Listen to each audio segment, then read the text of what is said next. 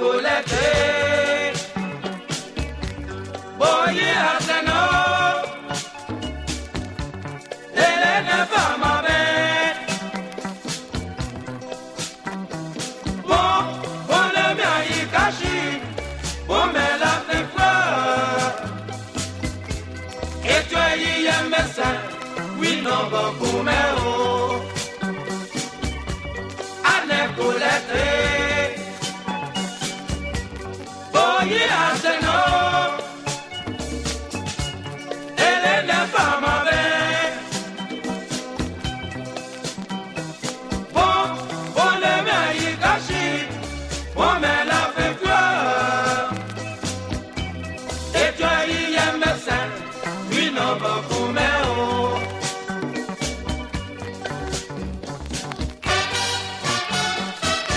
Oh, maman Colette. Oui, elle en a quoi, né? Et ma caméra, y'a mi bobo. Abidjan le. Oh, Madoudou.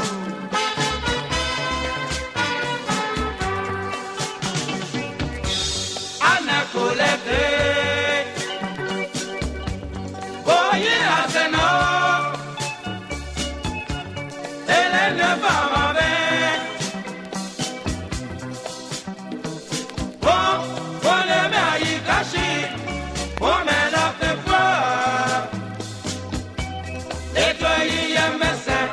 Oui, non, beaucoup, mais oh. Anna Colette. Boy, Aseno. Elena Fama Ben. Bon, le mien y caché. Bon, mais la fait fleur. Et toi, y aime ça. Oui, non, beaucoup, mais oh.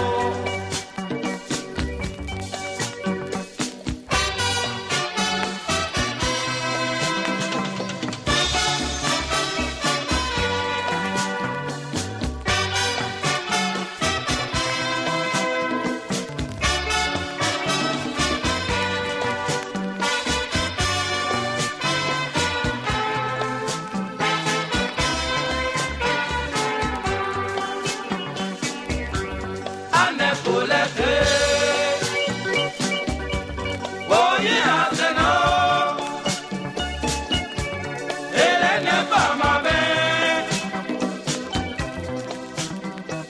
Bon, le mien y caché. Bon, mais la fait fleur. Et toi, y aime ça. Oui, non, beaucoup, mais oh. Merci, maman Colette.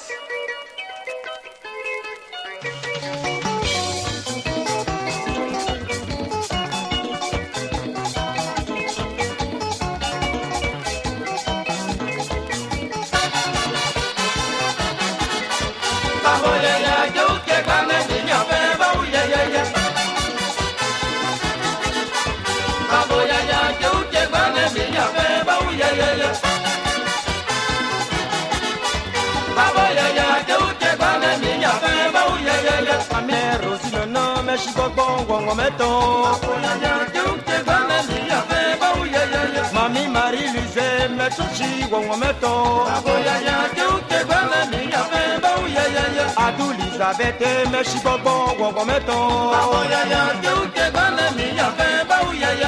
Chapoline, me chibobo, wongo meto. Elejika me po, me no pe minya debu.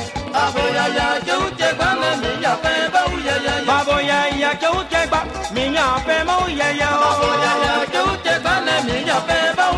Baboya ya ke ba, minya pe mo ya ya. Baboya ya ke ba, minya pe mo ya ya. Baboya ya ke ba, minya pe mo ya ya.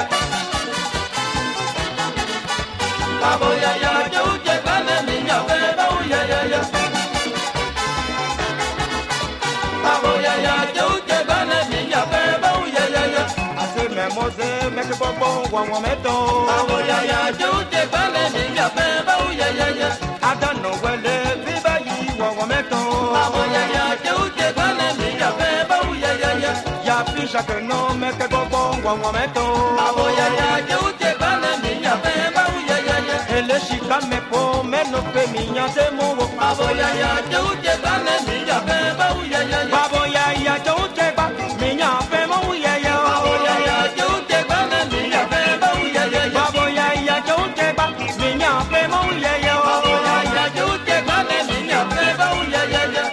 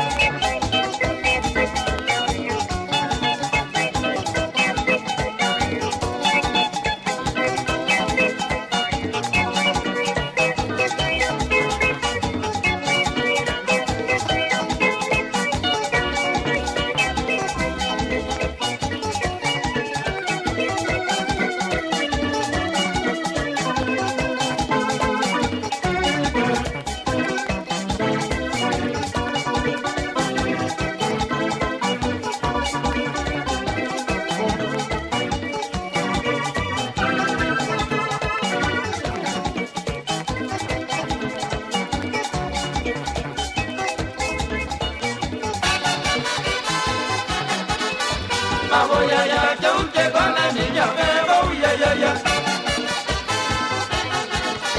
Babo ya ya che uche kwane mi ya pe ba u ya ya ya. Babo ya ya che uche kwane mi ya pe ba u ya ya ya. Aya be na lue me que gogo ngwa meto. Babo ya ya che uche kwane mi ya pe ba u ya ya ya. Asanda tole viva yi ngwa meto. Babo ya ya che uche kwane mi ya pe ba u ya ya ya. Ane shatale no me shibo bon ngwa meto. Babo ya ya che uche kwane mi ya pe ba u ya ya ya. Babo ya che uche ba minya pe mo ya ya. Babo ya ya che uche kwane mi ya pe ba u ya ya ya. Babo ya che uche ba minya pe mo ya ya.